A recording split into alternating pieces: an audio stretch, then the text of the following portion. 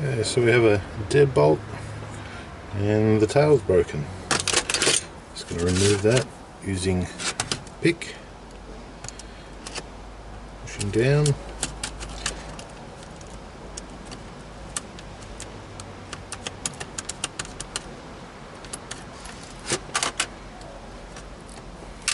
There's our broken one.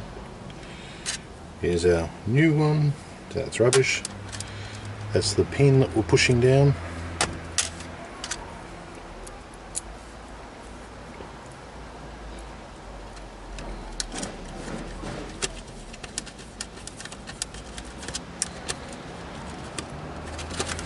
Turning it all the way tight, moving the circle round to the pin, letting it drop in,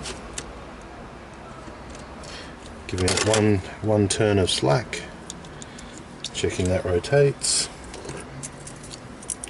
checking it with a key. Perfect. That is how you change the tailpiece on a deadbolt.